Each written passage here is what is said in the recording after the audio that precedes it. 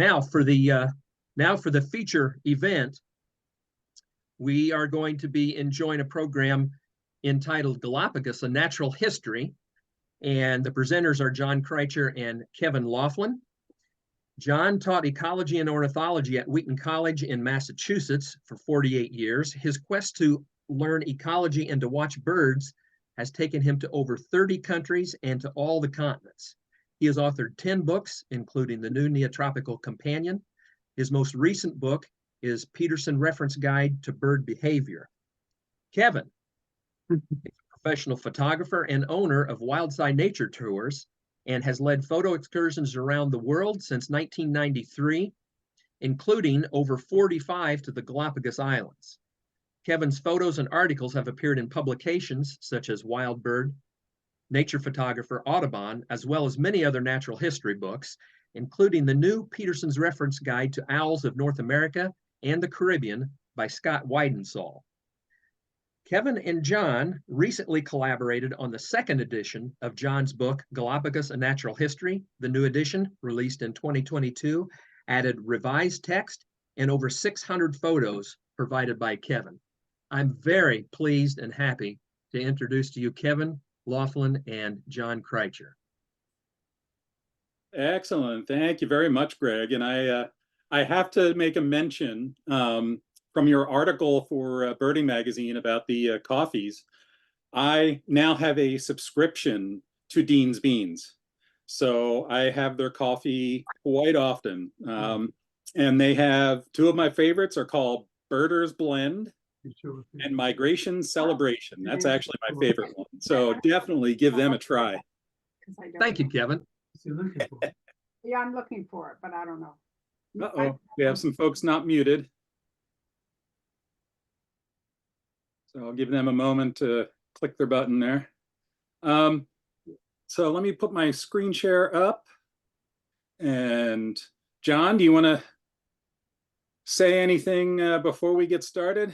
Only that it's a pleasure to be here, and thanks for so many of you showing up to see our little adventure in the Galapagos, and I hope many of you will be stimulated to go there. It's just about the coolest place on Earth. So we'll very happy to be here.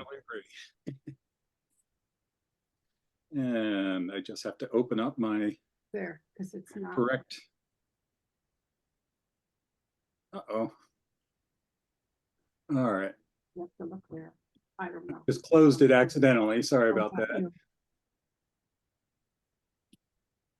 Let me just ask all participants to make sure your microphones are muted and your audio is also turned off, please.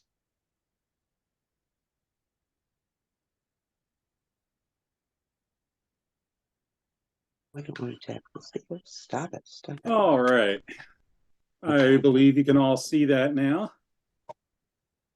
As Greg mentioned, John and I wrote the new book, or a second edition of the book, and for some reason, there it is. Galapagos and Natural History, and we're going to take you on a journey of this amazing place this evening.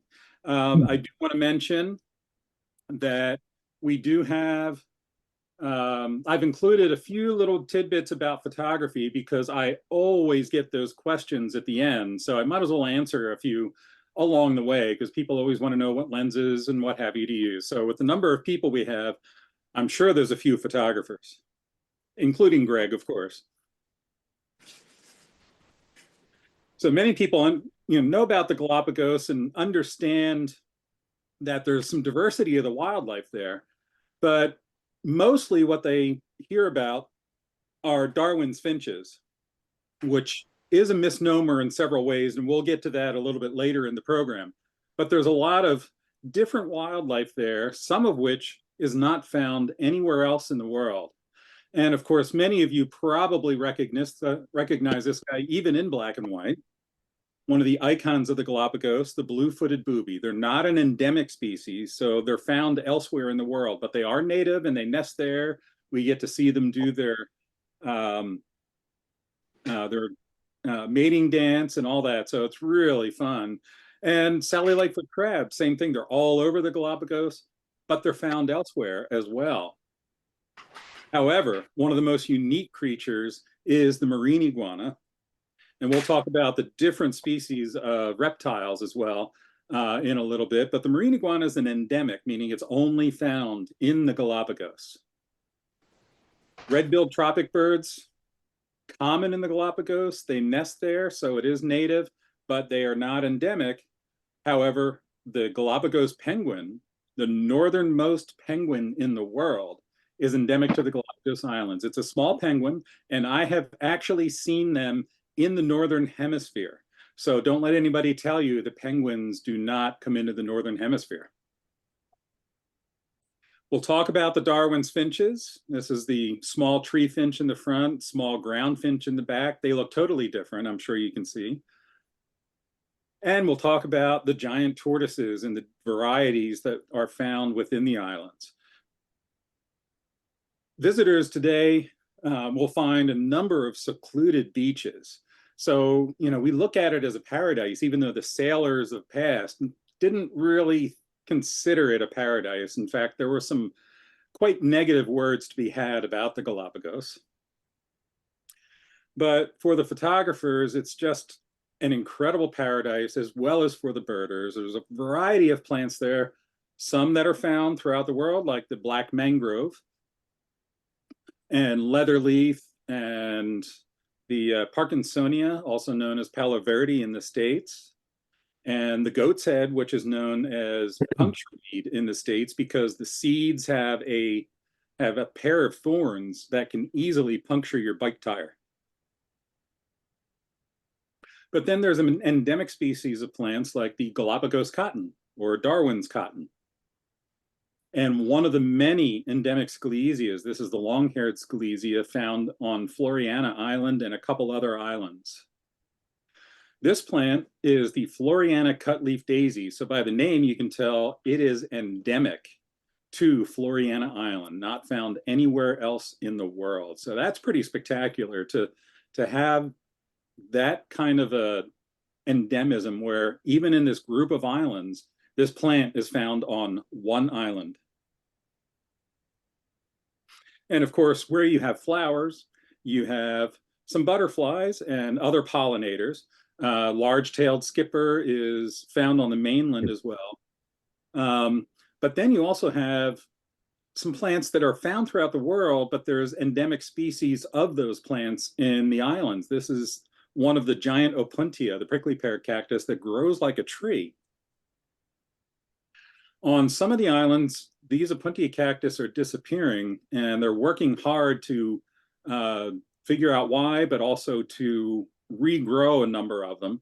And these opuntia are surrounded by Sesuvium edmonstoni, which is a succulent ground covering plant. So there's two species of the Sesuvium in the islands. This one is endemic. And you can see they're normally green through the rainy season, time of year that I prefer not to go, but we'll talk about that in a bit.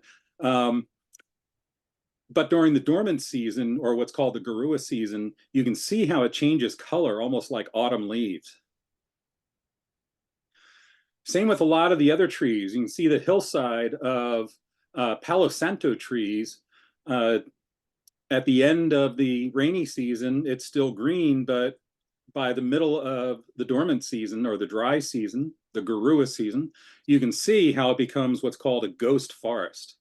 But they're still green in the islands. This is about 2,000 feet up on the island of Santa Cruz. And you can see the fog coming in, and that's called the Garua. It's a misty, kind of drizzly fog. And this is over one of the sunken lava tubes on Santa Cruz Island. And it's just lush green up there, this forest of these scalesia trees, a type of, well, they call them the daisy trees, but again, it's another endemic scalesia plant. On some of the other forests, they're not quite as lush, but still just incredible to walk through. But all these forests are up in the highlands. Down low, you get the dry zone, where there's not a lot of plants, except for maybe thorn shrub and leatherleaf and mangroves. And some of the shorelines, absolutely majestic. The cliffs of Espanola are phenomenal to view. You get the blowholes pushing up through the lava rock, and it's an amazing place. So one of the big questions is, well, how the heck do we get there? I prefer to fly into Quito because we take a day and go up into the mountains and enjoy hummingbirds for a day, just in case luggage gets delayed or any flights get delayed. So we have that extra cushion day.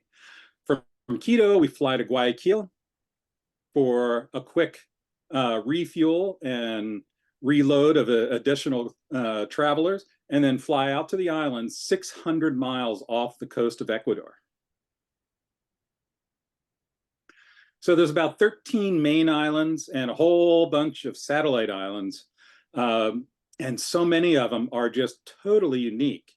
It's amazing from island to island how different things can be, the different species of wildlife you can find there, the different habitat, the different geology.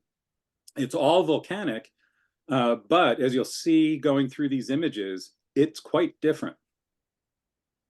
And I'll let John jump in here as we talk about the formation of these islands. Thank you, Kevin, and hello to everybody. The Galapagos Islands are unique in virtually every way it is possible to be unique, and their formation is an example of that. These islands were never attached to any continent, and they never will be attached to any continent. They are in the middle of a confluence of what are called tectonic plates. Back in the early part of the 20th century, there was a hypothesis that the Earth's continents had once been much closer together. That hypothesis was really laughed at. It was suggested by a man named Alfred Wegener, and they said, yeah, right, Alfred, the continents are going to separate and all go floating away. Well, it's exactly what they did, except they had a little help from the basaltic plates of the Earth itself, because in a process called plate tectonics, the basaltic plates, that's plates made of basalt, like the oceans, move. And the Nazca plate is the plate that the Galapagos are on. And the Galapagos originated, believe it or not, from something called a hotspot, which is located in the mantle of the Earth. It's nice to know so much about geology now. It was one of the greatest breakthroughs of the 19th century to get a theory of geology that suggested a dynamic geology rather than a static geology. The mantle below the hotspot supplies heat to the hotspot. The hotspot allows this heat to erupt in the form of lava, and mountains are built. But the Nazca plate is moving, and it's moving eastward and southward toward the continent of South America, which is on the South American plate. So what happens is the Galapagos Islands move with the plate. They don't move independently. They're carried on the plate. And they erode because geology is like that. They erode, and they eventually can go back below the surface of the sea. I think we need to mute. We need some muting going on here. Make sure your microphones are off, please. And what happens is that the various islands will age, they'll erode, and they'll eventually subduct along with the part of the Nazca plate below the continent. The continents are made of granite, and when the plates collide, one slides under the others. So these islands are old. How old? Well, the youngest islands are the most westward islands. The mantle is the most westward part of the formation. The youngest islands, which are less than 1 million years old, are the more eastward islands. So one of the oldest islands are the most eastward islands. So you have very young islands coming up to the west and older ones to the east. And I think the range is about less than 1 million years for the ones that are youngest, and probably around 8 million years for the ones that are oldest. So they've been around for a while, but by no means a long time in Earth time. So we'll move on. Let's go on to the next plate. And that's the history of, in a really too brief a nutshell, of the geology of the Galapagos, but just get the word unique in your mind because, and the Hawaiian Islands incidentally formed in a similar manner, another hot spot. But that's not all. You have the climatic factors. Kevin said there are a great many different kinds of ecosystems in the Galapagos, and they're largely elevational and seasonal. And how does that happen? Well, there are cold currents that run up the west side of South America, and then there are warm currents that are around the equator. After all, the equator is the equator. That's supposed to be where the tropics are. But the Galapagos aren't particularly tropical. They're at best subtropical. The reason for that is the species that colonize them are from indeed tropical areas of South America. When you see that cold Cromwell current, or that cold coastal Peruvian current, the Humboldt current coming up, that brings rich plankton up toward the equator, but that mixes with warmer water and flows westward. However, there is a deeper current called the Cromwell current that comes from the Pacific Ocean eastward. So the westernmost part of the Galapagos, don't worry, there's not going to be a test after this. The westernmost part of the Galapagos is bathed in fairly cooler water than the easternmost part. That's where you look for the penguins and the flightless cormorants and the large marine iguanas. Because the fish are richer there and the algae is richer there. And then there is this little, it's actually not little, it's the elephant in the room, and that's El Nino, which shows up from time to time. We're in an El Nino year now. El Nino has a very significant influence on the ecology of the islands in the short run. It rains much more in an El Nino year, and beyond that, the Cromwell current doesn't operate quite as effectively, and so the warmer waters to the west of the islands cause starvation among some of the organisms, especially the ones that are most reliant on marine life. It's complicated, and it's fascinating. But that's the Galapagos. And of course, again, if you want to look for elephants in the room, climate change is the biggest one right now. It is hard to predict, though indeed there are predictions about how the Galapagos will respond to global warming, because global warming causes seasonal changes and patterns of rainfall changes, and that remains to be seen. Go ahead, Kevin. So you're up, Kevin. What's that? You're up. I'm up. You might see me fidget a little bit. I just had my knee replaced, so I need to keep moving to find comfortable spot for it. But for those interested in photographing in the Galapagos, I highly recommend 2 camera bodies, and mainly like the 24-105 and 100 to 500 millimeter lenses. They're the most commonly used. And the reason I recommend two bodies is so you can have one of those lenses on each body, so that you don't have to change lenses. Remember, we're in a lot of sand, a bit of a breeze, and salt water, so you don't want to change lenses very often. And then the polarizing filter is a great one since we're around water a lot. And of course, a little underwater camera, just a little pocket camera or whatever, is great for snorkeling. So once we start visiting the islands, you will see that unique geology. These are what are called parasitic cones. And these are where hot gas and ashes and steam exploded from the sides of the volcanoes, creating these tuff cones. And this particular spot is interesting in that it's been used for the backdrop of movie scenes that include Mars. The most popular one was Total Recall, one of Arnold Schwarzenegger's movies from the late 90s, I think. And then you can see some of the newer oil lava coming through.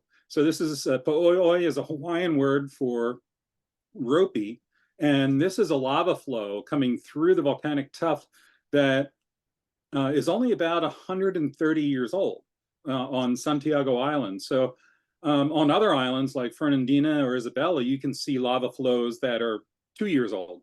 So that's the hotspot that John was talking about. So this was an area of one of the older islands, but still 130 years ago, it did erupt. And it's just amazing to see. Again, you can see why it's called Po'oi'oi lava, that ropey, almost looks like twisted cable or rope. And as it breaks up, it turns into what's called a'a lava, which is another Hawaiian word, which is kind of self-explanatory. If you walk on it on bare feet, you go, ah, ah, ah. As we're exploring, you do need to watch out for some of the openings in the lava that are called lava tubes. They can be a little deep.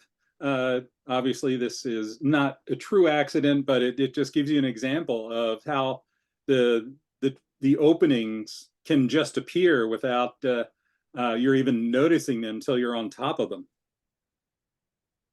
Some of the lava tubes in the islands are actually big enough to walk through and have become a little tourist setup. So it lets you see what that lava tube looks like. And the lava tubes are basically where the lava was flowing, but all around above that flowing lava, cooled enough to create that shell.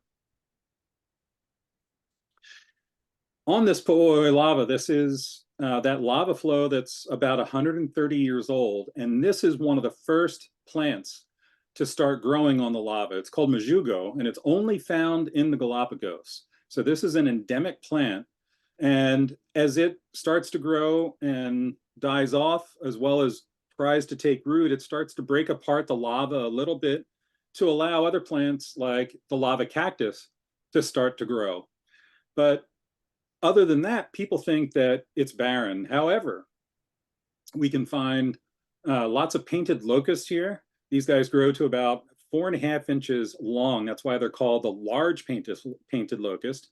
And then we can also find the species small painted locust, which is not as colorful, but about half the size of the large. And of course, where you have bugs, you have things that eat them, like the lava lizards. And lava lizards are found on most of the islands, and many of the islands have endemic species. So they're quite different from island to island. And as I mentioned, we do have some insects there. I don't go during the rainy season because the locals call that the mosquito season. It's hot and wet and nasty. That's the time from December up to May. And I have been there then, and I try not to go unless I get a private trip that can only go during that time. But we won't see as much because, as John mentioned, the currents, the cold water currents are what's bringing in all the nutrients. So, we have these insects. That was a footman moth. And this is an endemic Galapagos blue butterfly and the endemic Galapagos sulfur. And another very common pollinator is the Galapagos carpenter bee. So it's a large bumblebee-like critter that is all black, but the male is rarely ever seen. I've only ever gotten a few photos of the male, and it's much smaller, about half the size, and is kind of a honey brown. So we'll also find other critters, and you wonder how they got there. The butterflies and that kind of thing. You figure they're able to fly, so they got there without any problem. But spiders, well, some of the spiders are known to create parachutes from their webbing and sail. And if they catch too strong of a breeze, who knows? Maybe they sailed all the way out. The other thing too is, especially like the giant Galapagos centipede, which grows over 8 inches long. They don't fly, they don't spin web. So these probably came in large mats of trees and shrubs that were washed out from the mainland and drifted through the currents along the equator all the way out to the islands. So it's fun as we go along the shoreline here. We can find lots of Sally Lightfoot crabs. For the photographers getting down low and wide angle, you can get some really neat stuff to see or to show the environment that they're in, this rocky coastline, and you can see all the other Sally Lightfoots in the background as well. And the lighting here can be absolutely stunning as the sun sets or rises. And we'll find some other species of crabs here as well. On some of the beaches, we'll find lots and lots of ghost crabs.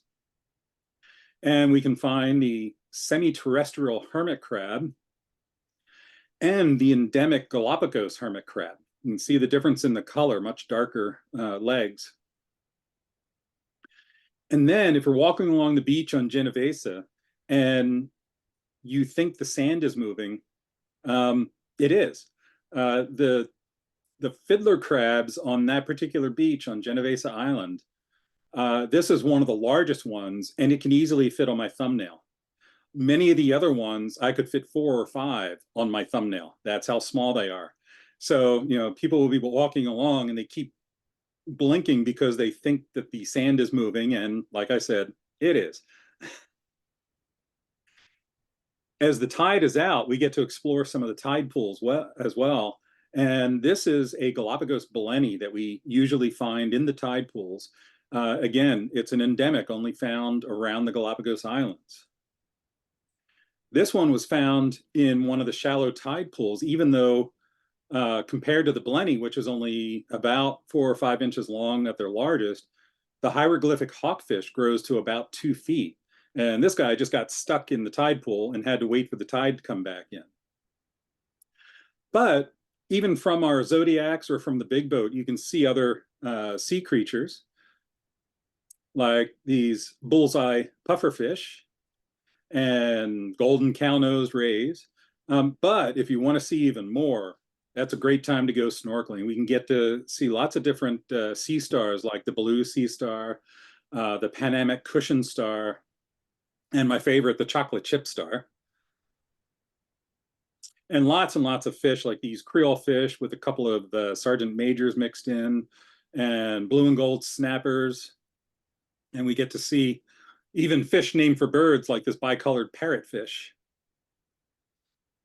And this is a Pacific boxfish, which has a similar coloration to another fish named for a bird, the guinea fowl puffer. Much more rounded than the boxfish, and it comes in 2 color morphs, the guinea fowl morph as well as a yellow morph. And then it might be difficult to see this scorpion stonefish, but if you look real close to the upper left there, you can see a very dark spot. That's the eyeball, with the tail all the way to the right-hand side, the dark area to the right. So it blends in extremely well. We might get to see some jeweled moray eels or some fine spotted moray eels. And you'll notice a few of the underwater images. We have shots done by Pedro Guaicha. He's my local naturalist that I use on every trip. And he is able to dive down much deeper than I am. So he's gotten some great underwater shots that we used in the book. And this is a pair of spotted eagle rays that he photographed and a Galapagos shark. And I didn't have to go down too far to get this green sea turtle because they're often in very shallow water and easy to photograph. There's a few spots where we snorkel that we can't help but see them. But as I mentioned, you don't have to go snorkeling to see the sea life. Sometimes it comes up to you. This yellowfin tuna was in a feeding frenzy and kept jumping up out of the water, and I was fortunate enough to capture it on one frame. And of course, we get to see some cetaceans there. We might see a number of bottlenose dolphins in a couple different areas, as well as humpback whales. We've seen them on a number of trips. And I've also seen other whales. On this last trip, I had my lifer false killer whales. So that was really cool. We've had Breida's whales and minke whales and even orcas. But the most common sea mammal that we'll see are the Galapagos sea lions. And these are going to be on almost every beach that we visit. They do climb up on the rocks now and then, but mostly they prefer the beach. And you can see the long snout on this one. And this is, as I mentioned, the Galapagos sea lion. It's a close relative of the California sea lion. But then there's another sea lion found in the Galapagos, unfortunately misnamed the fur seal. It's not a seal because, as you can see, it has external ear coverts. But more importantly, you can see it has its fins all the way up to its neck. And seals can't do that. Seals can't move their hips. So this is a Galapagos fur sea lion, extra thick fur, and was hunted by the whalers once the whales kind of disappeared, once they were hunted out. And this was one of the top whaling areas in the world. And as a matter of fact, if you watch the movie The Heart of the Sea, it takes you to the Galapagos Islands on the way to the whaling grounds. And it's the story of Melville writing the book Moby Dick and what happened to the Essex west of the Galapagos Islands. So it's a really cool read, or a really cool movie to see. Now, there's definitely more sea mammals around than there are land mammals. The only native land mammal is the Galapagos rice rat, found on 2 islands. So there's the Santa Fe rice rat and the Santiago rice rat. Very difficult to see. They are vegetarian, and because hawks find them delicious, they are sometimes difficult to find. But again, it is an endemic and the only native land mammal on the islands. But of course, the biggest animal on land is the giant tortoise. And these guys are so much fun to go see. Weighing up to about 500 pounds, they love to wallow in this mucky water. And I love doing, some black and whites and all that, having fun. And as I mentioned, bring your polarizing filter, because for the photographers, you may not realize how important that is. We can see, even with an overcast sky, all the glare on the water here. By turning the polarizing filter, like putting on polarized sunglasses, you actually see the color. And that is the true color. There's no Photoshop processing on this at all. And as we watch the tortoises there, we think they're just lazing around. But if another tortoise wants to move in and encroach on the space, they have a little battle between the two. Now, it's not a down and out brawl. It's more of, my neck is longer than yours, so therefore I get this spot. And of course, they feed on the grasses up in the highlands, and a lot of the different plants in the highlands. And because of this, in the highlands of Santa Cruz, they had grasses and low plants that they would feed on. So in Santa Cruz, they have the dome-shaped shell. And as I mentioned, these are the guys who can get up to about 500 pounds. These are the largest in the islands. There's a big male coming down the trail. On other islands, there wasn't as much vegetation down low, so they had to adapt. Darwin never mentioned this, but other than the mayor of the Galapagos at the time told Darwin that he could tell which island a tortoise was from by the shape of its shell. So this is what's considered an intermediate between the dome shape on Santa Cruz and the saddleback that are found on some islands that nobody's allowed to visit. And the reason they can't visit them is because of the saddleback ones were the smallest and the easiest for the sailors to take. They could put 14 tons of these amazing creatures in the hold of their ship while they went out to do their whaling. And they would flip them upside down, stack them up in the hold, and they would have fresh meat. The fat under the carapace, they said, tasted better than butter on their bread. And if they sliced the throat, they could get 2 gallons of fresh water from the throat. So they always had meat and fresh water. And these tortoises could live upside down on their backs for anywhere from 6 months to a year. I can't see how anybody could do that, but I guess when you're hungry. Smaller reptiles are found on the Galapagos as well. As I mentioned, the lava lizard earlier, but we can find some snakes like the Espanola striped snake, and then the Eastern Galapagos racer, which comes in a couple of different variations. And then, of course, the lava lizards, which, as I mentioned, there's different species on different islands. This is a female from the island of Espanola. Espanola has some of the largest of the lava lizards. The male can grow up to about 10 inches long, whereas the male on San Cristobal Island is maybe about 5 inches long. So the male in Espanola is huge. And look at that beautiful black throat. They're just incredible to see.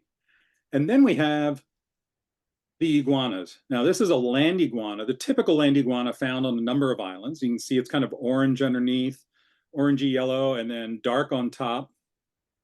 And then on one of the islands, the Santa Fe, there's a separate species. And then also on Isabella, there's a couple of separate species that people don't get to see because they're all the way down inside the caldera. So it'd be a 5,000-foot hike up and then another 5,000-foot hike down into extremely rocky, broken up lava. So you can see how the Santa Fe land iguana is much paler in color compared to the others. So the land iguana here in front, and then we have this very different colored iguana in the back. Well, that one is a hybrid land iguana, marine iguana. And we can tell this not only because of the weird tiger striping, some are a little bit darker, more contrasty than others, but all the hybrids have this white slash on the neck. So it's really interesting, and I've only ever seen them on one island. I know there's been mention of them on 1 or 2 other islands. And at one point, I got to talk to some researchers that were there, and they had found 13 individuals. So they're not real common. This past year, didn't get to see any, but it varies a lot. And that may have been because of the El Nino year too. But the marine iguana is such a unique creature. Darwin's description was not very flattering, but I love them. They hang out on the rocks, warming up. They are cold-blooded, but you can see the difference between the land iguana, the hybrid, and the marine iguana. The marine iguana being very, very dark, black, basically. And they may have some bits of color on them, either green or red, depending on the island that we're on. And they can range in different sizes. The largest are in the coldest waters where there's the most food, and then smaller ones to the north and east. So as I mentioned, it's a marine iguana, and it gets its name because it feeds on the algae in the cold water. But it only spends about a half hour a day in the cold water feeding.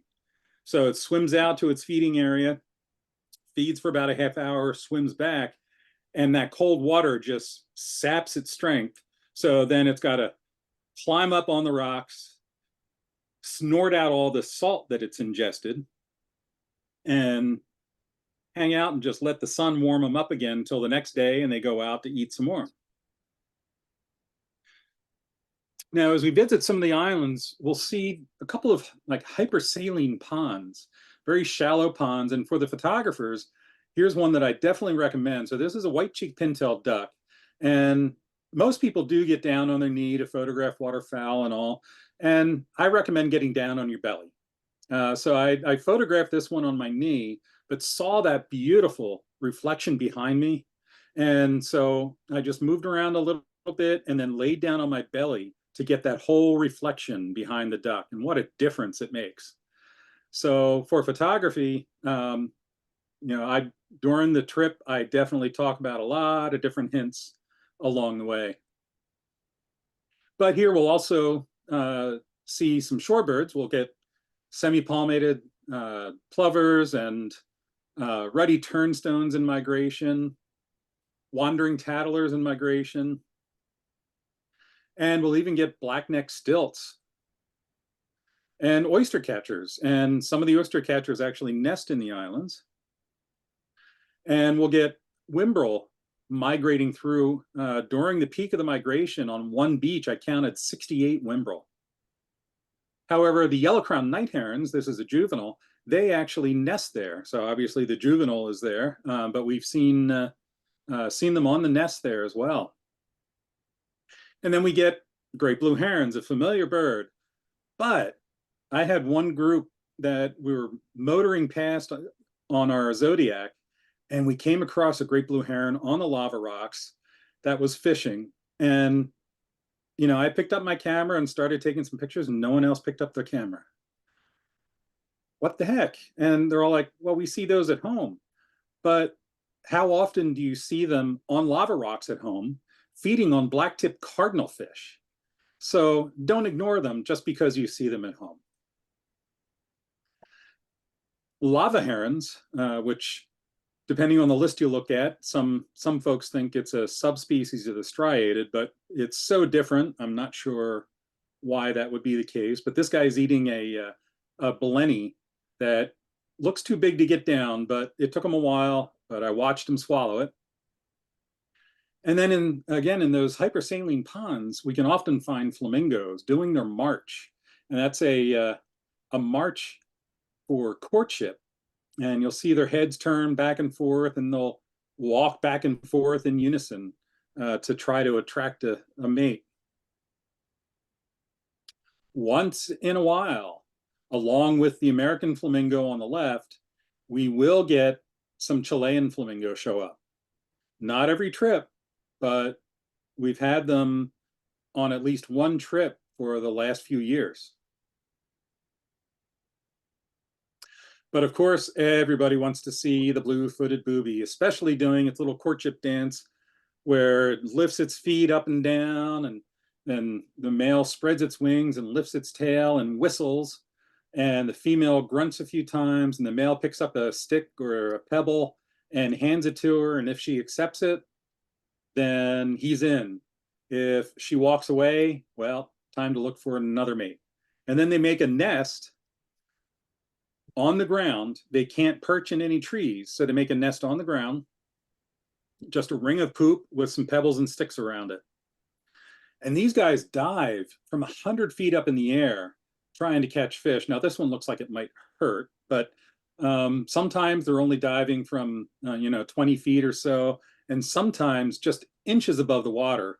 If you look to the right, you'll see the eyeball under the water here as this guy dove in 6 inches of water at a very shallow angle, obviously.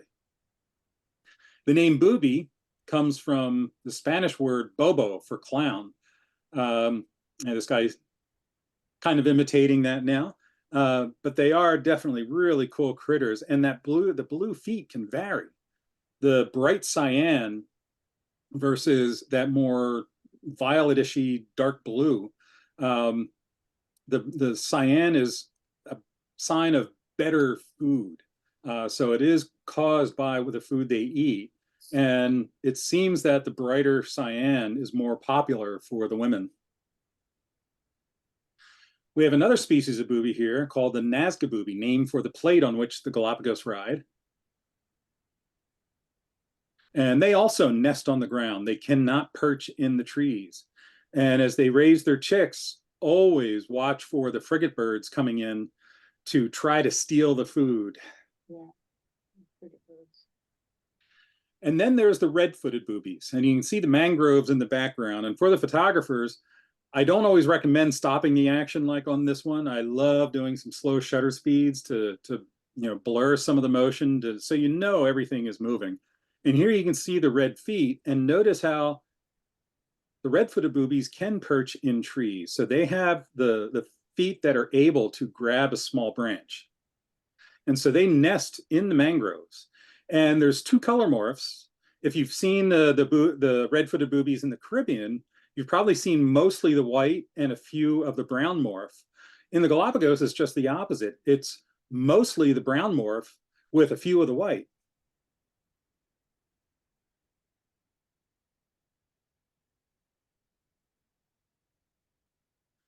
And of course, we have other diving birds, and like the brown pelicans and others as well. We got a lot of seabirds all around the islands too.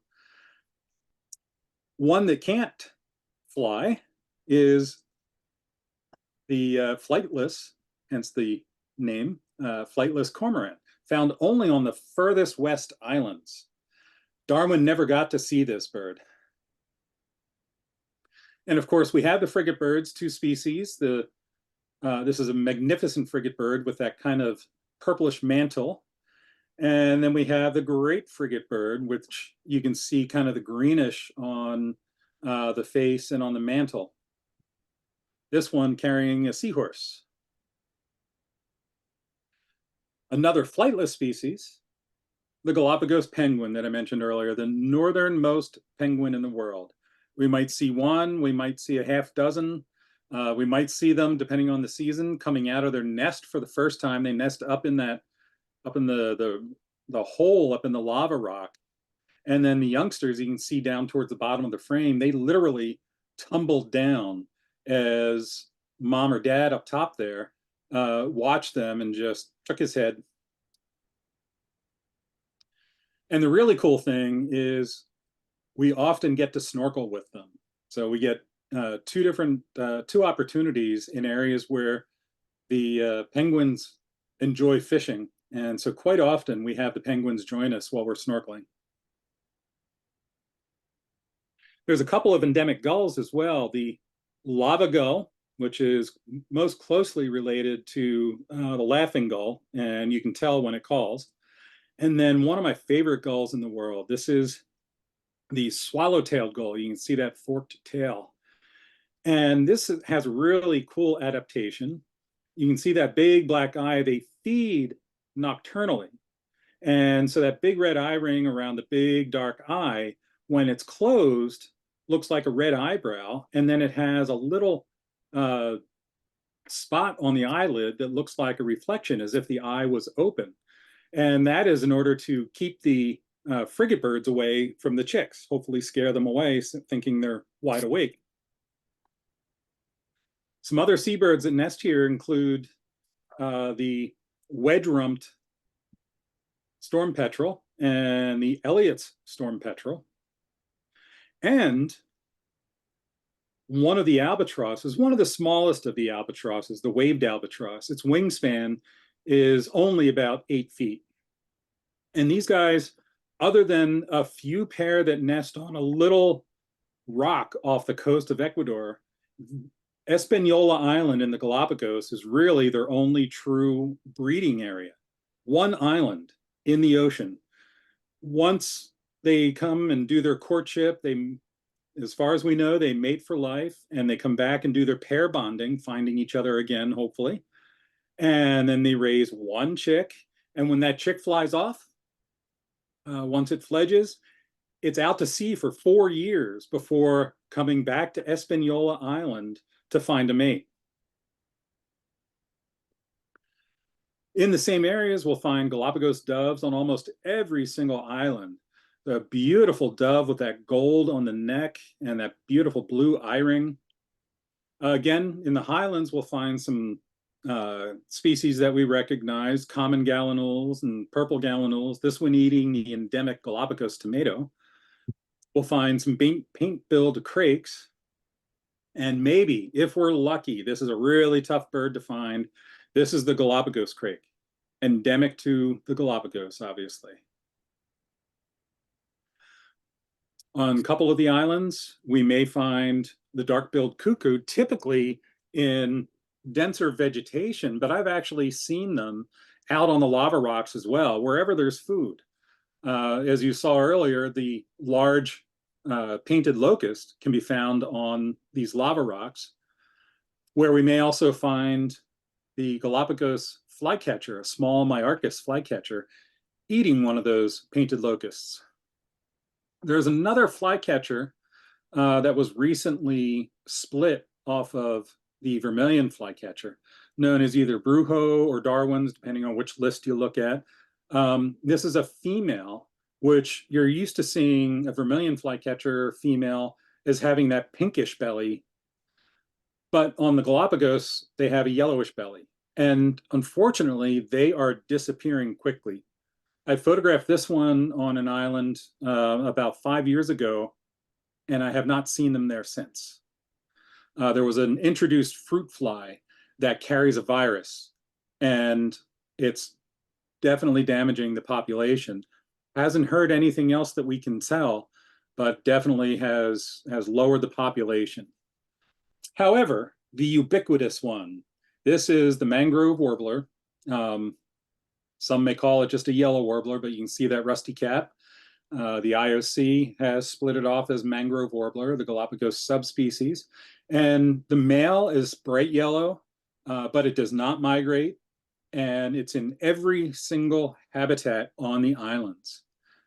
The female can be all yellow without the cap or the rusty stripes on the breast, or it can have this gray patch on the back, which ornithologists first thought was a juvenile, but now we know it's just another morph of the adult female.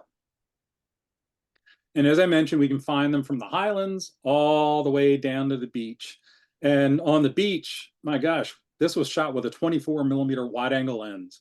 So you're used to taking them with a telephoto lens, but when you lay down on the beach, they'll often come right up to your lens. Some of the beaches, we can also find the Galapagos hawk feeding on carrion and taking the meal back to their chicks in the nest, with Espanola mockingbird waiting for some scraps. Once the juvenile fledges, you can see the paler colored head. They're absolutely beautiful coloration. There are other raptors, no other hawks, although this year with El Nino, we had 2 sightings of osprey and 3 sightings of peregrine falcon. Absolutely unusual. There's been very few sightings in the past. And to have that many, it has to be because of the El Nino current this year. We can also, that was the barn owl, by the way, in case you didn't recognize it. They're found up in the highlands of a few of the islands. And then we have the short-eared owl. Now, it's very different in coloration than the North American short-eared owl. Much more cinnamon and chocolate brown. And they also have some different habits. The short-eared owl in North America mainly feeds on rodents. Well, if we go to Genovesa Island, where we can see nesting wedge-rumped storm petrels, as well as tropic birds and other critters, we'll find the short-eared owls there waiting for the storm petrels to either come out of their burrow or fly into their burrow. And they've got this dialed in because we've seen them catch them many, many times while on trips there. Definitely a beautiful owl to see. So with this, I'm going to turn it back over to John for a little bit. For those interested in Darwin, take it away, John. Thanks, Kevin. The Galapagos Islands probably would never have been found in the way that they've been found had it not been for Darwin. It was a somewhat serendipitous thing that he got there in the first place. And one of the things I should tell you is I'm going to be extremely brief about this and leave out a lot of stuff. But we have a very robust chapter on Darwin and particularly focused on his work in the Galapagos. It was indeed, as the slide says, an adventure that would change his life. He spent 5 years on the voyage of the Beagle, and the Beagle was not a comfortable ship. It wasn't what you'd call a modern cruise ship. And 5 years was enough. he learned so much. He acquired so much information, and he learned how to think about it. And he never left England again after that, even though he lived to be a very elderly man.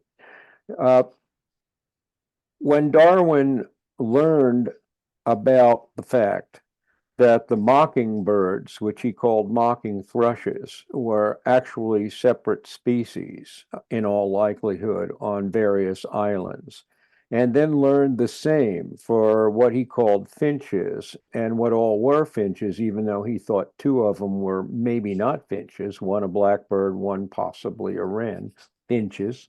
That really changed Darwin profoundly because he was convinced of the reality that in an archipelago like the Galapagos, you could have the divergence of a population such that you actually had it diverge into individual species. He had discovered an example of what would be called the tree of life, that all life is genetically related to all life that came before it and all life that ever will be, unless there is an invasion from another planet. Go ahead, Kevin. So as John mentioned, the finches, which we call Darwin's finches, which is a misnomer because he never identified them all as finches. As a matter of fact, you can see why he would have called one a blackbird and one a wren. But really, they are all finches. And I'll go over the different names of these guys as we continue on here. But these finches are all traced back to the Cocos finch that came from Cocos Island off the coast of Costa Rica, almost about halfway between Costa Rica and the Galapagos. And the Cocos finch then is traced back to a grass quit from the mainland. But species like the small ground finch are incredibly common. And you can see that smaller bill as compared to the medium ground finch, which is also quite common and found on most of the islands, as is the small ground finch. And the medium ground finch, the ground finches have a very triangular bill. And the largest of which is the obviously named large ground finch, which look at the size of that bill. And they need that because it's like a pair of vice grips. It's huge, so it can crack the biggest of the seeds.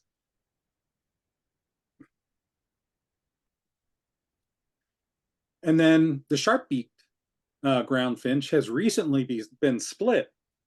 So when I first started going to the Galapagos, there were 13 species of finches. There's now 17. So this one has been split into two additional species, this one being the Genovesa ground finch, only found on the island of Genovesa. The other one being the vampire finch, which is only found on Darwin and Wolf, way, way up to the islands of Darwin and Wolf where nobody is allowed to visit. Researchers only. And the way they got their name was a very unique habit in that they, on these islands that have no water, they peck the feathers of the boobies until they start bleeding so they can drink the blood, hence the name vampire finch. Then we have the common cactus finch, which is not always found on the cactus, but we tell it by the shape of the bill. Once again, this is more elongated bill than the ground finches have. And then we have the cactus finch with a little bit larger bill that's only found on the island of Genovesa, the Genovesa cactus finch. And then the Espanola cactus finch, only found on Espanola, and even a larger bill. But the bird that Darwin thought was a wren is actually the warbler finch. And it's named the warbler finch because of the bill being very tweezer-like, sharp, pointy little bill. And the bird is smaller than a typical warbler, typically weighs about 8 or 9 grams. So for those of you who know most warblers, like a yellow warbler can be 12, 13, 14 grams. And this comes in 2 varieties. you've got the gray warbler finch and the green warbler finch. Wouldn't really call it green. But then you have the gray warbler finch that looks more like the green warbler finch. So it's a little confusing on the split.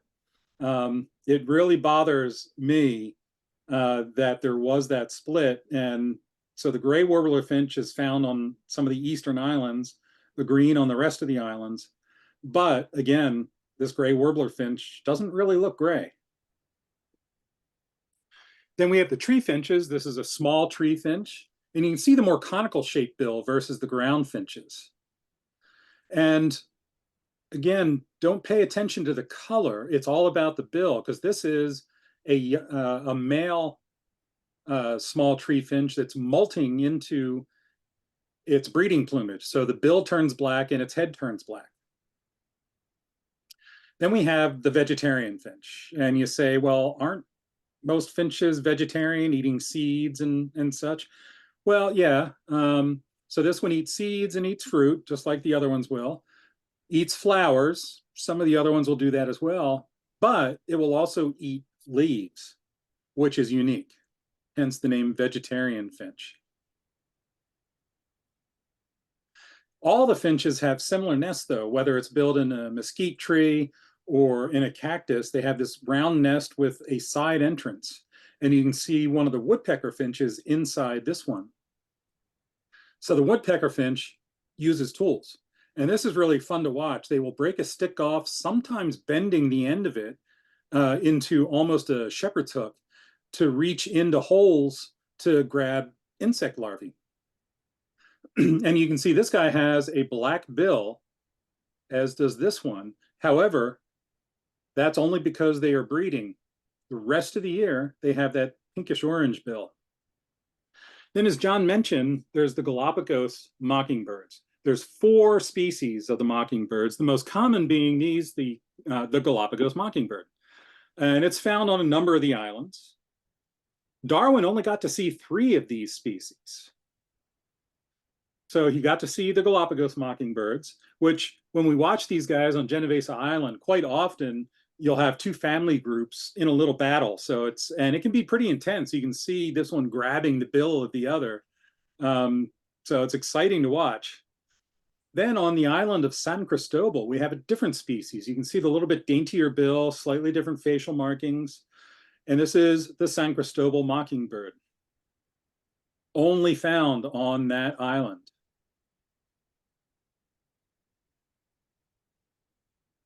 Then there's the Floriana mockingbird. Unfortunately, the Floriana mockingbird is no longer found on Floriana Island. However, we do get to see it and photograph it. So this is one you can see all the bands on this guy because they're doing a lot of research. You can see how they're a little bit more brown, a little more scraggly type markings. So even though they're not on Floriana Island, and that's because of population there during the sailors' days, they were bringing in all kinds of domestic animals, especially cats, rats, dogs, pigs, goats, and there's still ongoing eradication programs happening. But because of all those introduced species, the Floriana mockingbird was eradicated from the island of Floriana. Instead, we can find it on a little islet off the coast of Floriana called Champion. And that's where these guys were photographed, on Champion Island. So there's about 24 known pair on Champion Island, and about the same on another little satellite island further out called Gardner Island. The 4th species, and the one that Darwin never got to see, would have been the most intriguing to him. Look at the size of the bill on this guy. And these are such gregarious critters. Laying down on the sand trying to photograph that sea lion, I got photobombed. They love photography, they love posing. And so it's a lot of fun to photograph these guys. You go ashore and you can't get away from them. They follow you around. So it's real easy. You know, you set something down and they're curious. And as I mentioned, they love photography. And you lay down on the beach and they come right up to your lens and look right in, so you can get real close, ultra wide angle photography. Now, a little bit about the conservation of these islands. It is a national park of Ecuador. And the fees that come in when we land in Ecuador, we hit the airport there, which was originally a U.S. Base during World War II that the U.S. built. And so therefore they had the structures and all in place. Now it's been modernized quite a bit, but the structures were already there. So they built one of the main airports. There's two main airports in the Galapagos and then one little one for small planes. So these can handle a full-size jet. You can see an A320 there, and 737s fly there as well. And once we land, they check all your luggage. They're very, very stringent on what is brought into the islands, including no plastic bottles. We have to bring our own refillable water bottles and all. No fruit, etc. There's 3 main islands where there's population, but even on those islands, only 1/3 of each of those 3 islands can have any structures or agriculture. The other 2/3 on each of those islands must remain wild. So they are protecting it. Nobody is allowed to move there unless you marry someone that was born there. The people there depend on tourism. So a lot of times I'll get questions like, or, I've even had, biology teachers, university level biology teachers say, we shouldn't be visiting the islands. We should never visit those islands. We should just leave them be. And I have to disagree with that. I mean, I understand the thought behind that, but the reality is, in order to protect it, number one, we have to have people go see it to see how unique and amazing it is. If you don't fall in love with it, you're probably not going to be too concerned about protecting it. Number two, the money that comes in protects not only these islands, but all of the national parks in the country of Ecuador. That's how much money comes in from the tourism here. And that's why they are painstakingly trying to do everything they can to limit the numbers, but still allow the tourism, eliminate plastic bags, eliminate plastic bottles, and reestablishing the giant tortoises that were nearly decimated throughout the island. So they've got breeding centers. And of course, the people in the breeding centers that run that and do all the research and what have you are from the Galapagos, and they need to have the money in order to pay them to train and protect and release these tortoises once they're big enough. So the island of San Cristobal, which is the governmental seat of the Galapagos, has about 7,000 people living there. And again, only on 1/3 of the island. The other islands include Puerto Ayora, which is the largest port on Santa Cruz Island. That has about 20,000 people. And then Puerto Villamil on Isabela Island has about 3,000 people. So total around 30,000. There are some issues with Hand of Man, obviously. This was an anchor placement that broke free, using these anchor placements for the tour boats to tie up to. Once in a while, they break loose. But most of the deaths that we find in the islands are natural. Some are Hand of Man, such as dying of infection from a fish hook or something like that, but they're really working hard to eliminate as much as they can. But we have proof of what happens if tourism were to stop in the Galapagos, because it did stop. During the pandemic, March of 2020, the islands shut down, and immediately a battalion of 260 Chinese fishing boats were mapped heading right towards the islands. Now, you can see the islands in the shallower area in the light blue. So that's the Galapagos. And the local people are allowed to fish within this area. The lighter colored circle outside that is the UNESCO marine preserve. So fishermen other than from the Galapagos, and they have to be Galapagos residents, which, like I said, they had to be born there, they're the only ones that are allowed to fish within the UNESCO area. They don't take a lot of fish, and they sell it to the not only to the people of the towns, but also we'll have a boat come out and sell us fish while we're out motoring around. So it's a lot of fun to see that, and you know, it helps the economy as well. But these Chinese boats came out to the Galapagos, and you can see how they're mostly parked to the southwest. That is the main stream of the squid migration.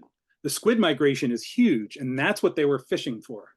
So you can see the brunt of them are down to the southwest fishing for those squid. And at night, so this is a satellite map that shows all the boats from their Loran locator and identification system that they are required to leave on 24/7. However, satellites showed that at night, dozens and dozens of these boats would disappear off the satellite, which, you know, that meant they were going illegally inside the UNESCO site.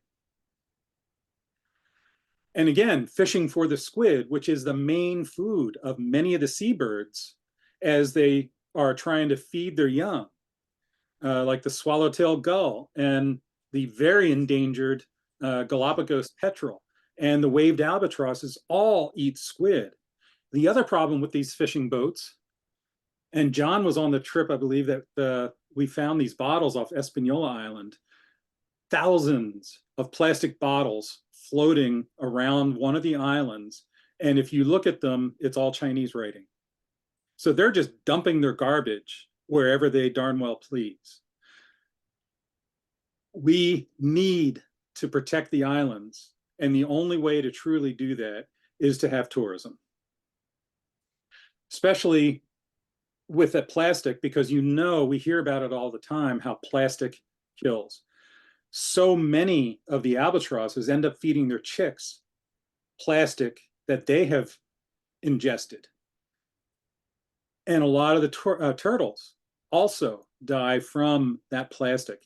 So the more money that comes into the Galapagos, the more we'll be able to protect the islands. Of course, we have other introduced species that we don't like, you know, yellow paper wasps and the Koshini cushion bug, and even monarch butterflies. Now, they're not really that harmful, but they were brought in on a non-native plant, the tropical milkweed, back in, probably in the late 1920s or so, because the first monarch recorded in the Galapagos was 1932. Fortunately, though, a lot of the programs are working. So some of the islands where they had too many goats that were competing with giant tortoises and other wildlife, they've been able to eradicate the goats. Some of the introduced species, like the smooth-billed Annie, still difficult to get. And as I mentioned, the feral cats, especially on Floriana Island. This was a kitten that had never seen people before. Right after the pandemic, our first tour, we were on Floriana, and Lee Hoy, one of my co-leaders, was up at the head of the group, and all of a sudden this kitten came out and stared at him, not knowing what the heck to think of him. Well, if you met Lee, you'd wonder that anyway. But he got a quick shot before it ran off. And then, as I mentioned, the reintroduction of the Opuntia cactus is going on. So on South Plaza Island, where the forest was diminishing, we can find these cages that are around the young cactus so that the land iguanas don't eat them before they get big enough to flourish. That's why you need to join us in the Galapagos. Just get there. It's an amazing, magical, unbelievable place, even if it's just to enjoy the blue-footed boobies or having a penguin blow bubbles in your face. So I definitely appreciate you joining us, John. Thank you. And I guess we can take any questions at all. And I wanted to mention, and I have a wrong date on this too.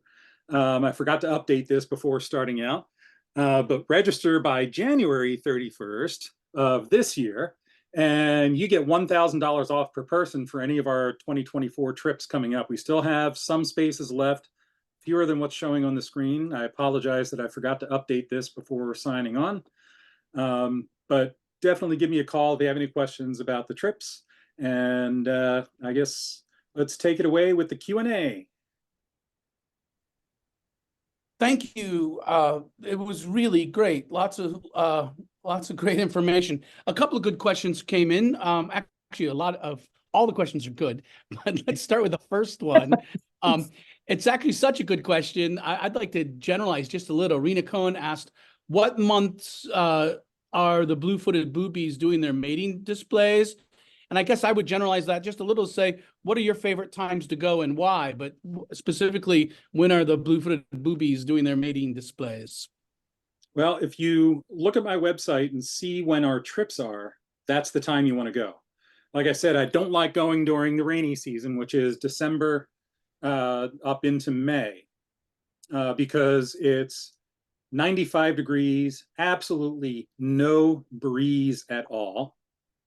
And it's stifling, absolutely stifling. I do not like going there from December into May. So I only go during what's called the Garua season. Now, remember, the rainy season is what the locals call the mosquito season. So another good reason not to go then. But the Garua season, don't get to see many mosquitoes at all. Sorry.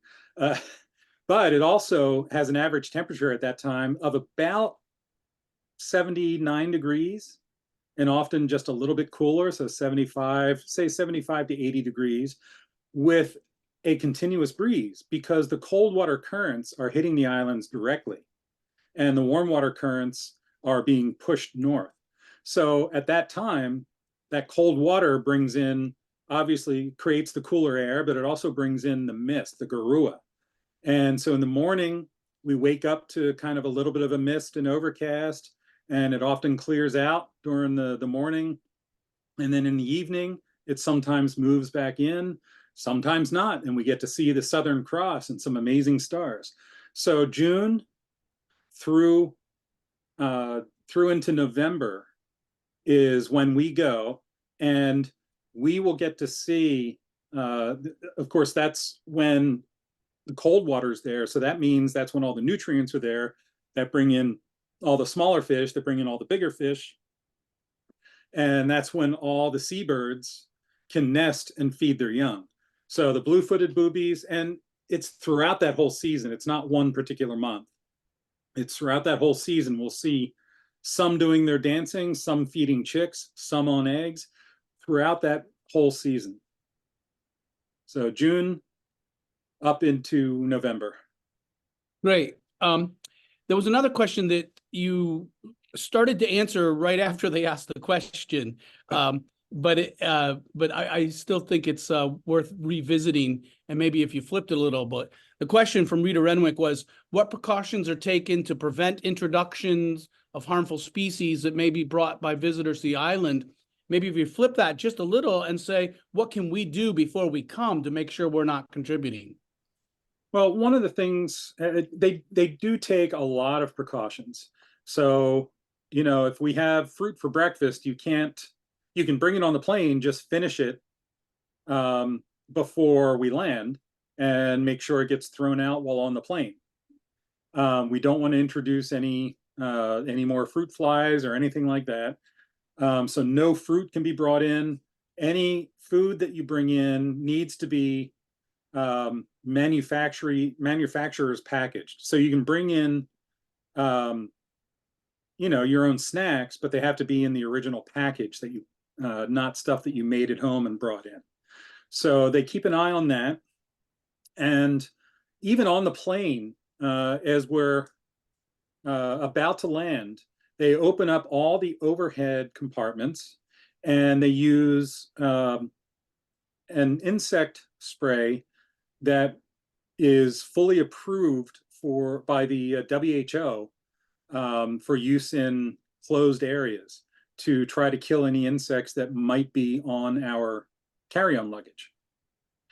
And so they just go up and down the aisle and spray into the overhead compartments. And then when we land, as we walk into the airport, there's two separate disinfectant mats that we walk across and roll our carry-on luggage across that will also help kill anything that's on your shoes or on the wheels of your luggage.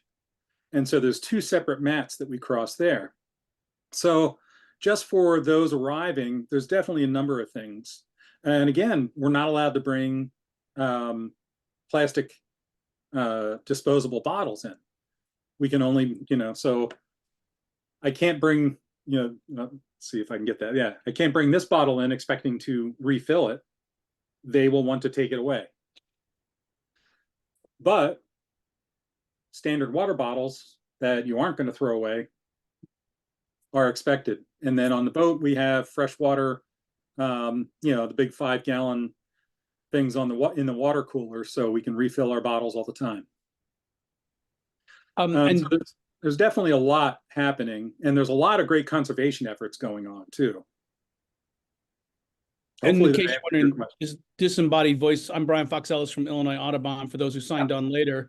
A real quick question. Carol Cooley asked, put your questions in the chat and I'll get to them. Carol Cooley asked, how long does a Galapagos giant turtle live? The tortoises, how long do they live? Yeah, we're not sure. In captivity, they know of one that lived 190 years. In the wild, it could be longer, it could be shorter. Basically, the way we tell their age is each of the scales or the plates on the carapace have rings. And we can get a good estimate of the age by counting those rings. Close, it's not an exact science, but it's close. However, by the time they reach about 150 years old, their carapace is smooth. So there's no longer any rings to count. So we have no idea actually how long they can live, but 190 years was one of the ones in captivity. And then, thank you. And Vera Miller asked, can you share more about the flightless cormorant, their behavior, how they feed? Well, they're flightless because they had no reason to fly. And I don't know, John, do you want to take this one? It's kind of a Darwin-y thing. Well, Darwin was, when he didn't, Kevin's correct, there's no evidence that Darwin ever laid eyes on the flightless cormorant, which is odd because he went through the channel between Isabella and where these cormorants hang out, Fernandina, and so, but he didn't see him. If he did see him, he didn't comment on them, but he did make when observing the finches, if you observe finches, and you will if you go there, they look like fledglings and they fly like fledglings. They look like flight is an effort for them. If you look at the doves have no effort in flying. They are really good flyers. If you look at the islands, the doves are the same doves on all the different islands. Flying between islands isn't a big deal for a dove. It's a huge deal for a finch. And so Darwin commented on how in an archipelago situation, you could be blown at sea if you flew. It could be actually a very dangerous means of moving. You were better off if you didn't fly. And on Hispaniola, with those remarkable mockingbirds that Kevin showed you, where they run after you like little velociraptors and pick at your backpacks, they prefer not to fly. If you start to walk away from them and you start to walk fast, they'll run after you, and then they may fly a few beats.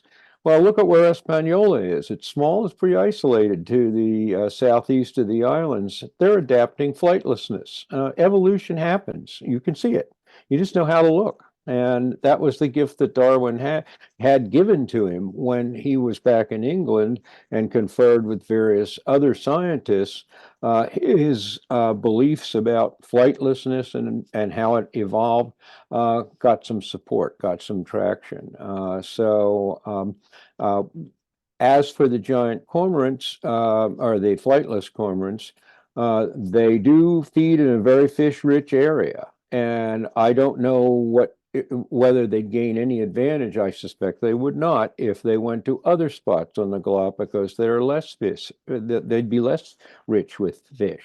And they sure don't want to go out in the ocean because it's really deep there. And so I think that it's pretty easy to see the trajectory of why it would be adaptive for an isolated species like a cormorant to evolve flightlessness. They didn't do it on purpose. They did it out of circumstances. Yeah, the waters are there. That's where the Cromwell upwelling Right. is at its strongest, and bringing all those nutrients up from thousands of feet down in the ocean. And so they don't have any need to fly anywhere. It's so rich. And so they fish just like any other cormorant. They just, they swim and dive and swim and dive and then come to the shore, and they still climb out and dry their wings, even though they don't have much of a wing to dry. And one final point on that is it's good that they don't have a big wing because it takes energy to make large flight feathers and thick feathers on wings. And if that is only going to be counterproductive to the likelihood of survival, there'd be a very strong selection pressure on the population to evolve that flightless behavior. And it looks a little icky, but it works. They don't fly. That energy that would have been put into the wings was put into their size. They're a very large cormorant. Yeah, exactly. Yes. Well, there were a whole lot of thank yous and great program and lots of compliments, and I'll let you skim through and read those later. But a couple people have asked, will there be a recording? Yes. We'll be posting it to the Illinois Audubon Society YouTube channel, and we'll be sharing that. And others were asking for your website or links to your book and your your travel, your trips. So if you could put those in the chat, I don't have those. Yeah, that would be great. Yeah, I'll put it in the chat right now. And then Ellen Gorski asked, really great question, all great questions, but this one really strikes with me. Not everyone can travel to the Galapagos. How can those that can't or won't make it there in person, how can we help? What are some other things we can do besides support tourism? Oh, well, there's a Galapagos Conservancy that is I think the leading organization for researching on Galapagos and for reintroducing animals to where they belong in the Galapagos. And they have a very good website. I'll say it again, the Galapagos Conservancy. And that's a very worthy organization to dedicate money to on an annual basis. They really, really do good work. There's been lots that have been learned. For instance, when you hear these things about invasive species, there's invasive species of fly, for instance, that really bothers the Darwin's finches on some island, particularly small ground finch. It's really the Galapagos Conservancy that's on the cutting edge of all of that. So there are a World Wildlife Fund probably helps the Galapagos. Various other organizations do, but try to remember the name Galapagos Conservancy and Google it, and I think you'll probably see that there's a lot being done there. Yeah, there's another one that I'd like to mention that's really been growing. It's called ReWild. That's RE:wild. And that's an organization that was funded by the Leonardo DiCaprio Foundation. He fell in love with the Galapagos, as well as many other places that he visited while he was working on a series that he did. I don't remember the name of the series, but he visited the Galapagos and he donated just to the Galapagos $43 million from his foundation to go to ReWild, which he also helped start, with a lot of money to go to other things. But $43 million to go to the Galapagos before the pandemic hit. And then during the pandemic, he paid for everyone in the Galapagos to get their COVID-19 vaccines. So I definitely applaud Rewild and definitely recommend checking them out. Wow, that's great. Again, a lot more thank yous. It's a great program, a lot more compliments. Mark Vaughn asked, can you comment on the thought to be extinct geckos and the cactus finches that were recently discovered? Well, the cactus finches, all the finches, they weren't necessarily discovered. They were through testing, they were split. It's speciation through DNA analysis. Yeah. And as I mentioned, like the gray warbler finch versus the green warbler finch is one I don't necessarily agree with.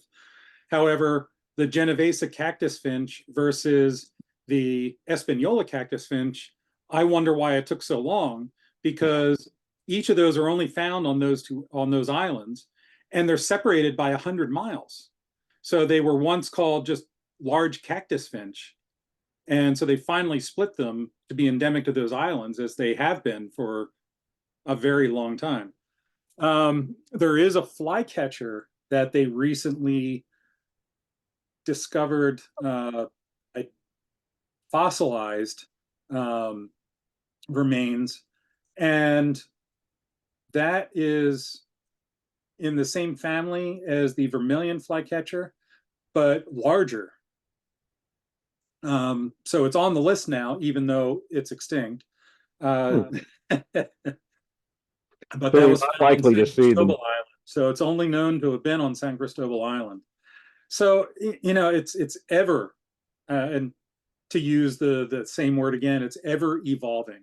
It's amazing to see it. And if you've read the book Beak of the Finch, where the Grants did their research for over 20 years, what they saw was how fast the adaptation can take place. So if you have not read that book, definitely read it. It's fascinating. And then Peter Grant just came out with a memoir. I can't remember the name of it now. Oh, Infatuated with Daphne. That's the name of the island that he and his wife Rosemary did their research on. So I was just sent a copy to review. I haven't had the chance to read it yet. But Infatuated with Daphne, and it's basically the story of his life leading up to the research and all the way up till now. He's based in Princeton University. He's in his 80s now, and just figured it was time to bring out that memoir. Well, that's the end of the questions. So I guess on behalf of Illinois Audubon Society, I want to personally thank Greg and the Will County Audubon Society for inviting us all and hosting. And thanks to our speakers. Highly recommend the book if you can't go to the Galapagos, and the link to the Wildside Adventures is in the comments. And I don't know, either of you or both of you have a final word? Well, I just saw a question pop up about using cell phones as a camera. I use my iPhone all the time there. It's great for the group shots and landscapes. And with the new iPhone 15, I can even do incredible macro stuff with that. So, I use it all the time. It's great to have in the pocket for that real quick shot.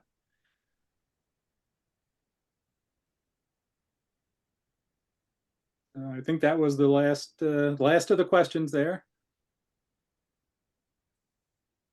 So again, I definitely thank you for letting us talk to you. I know we went a little bit over, but it's such an amazing place. It's well worth it.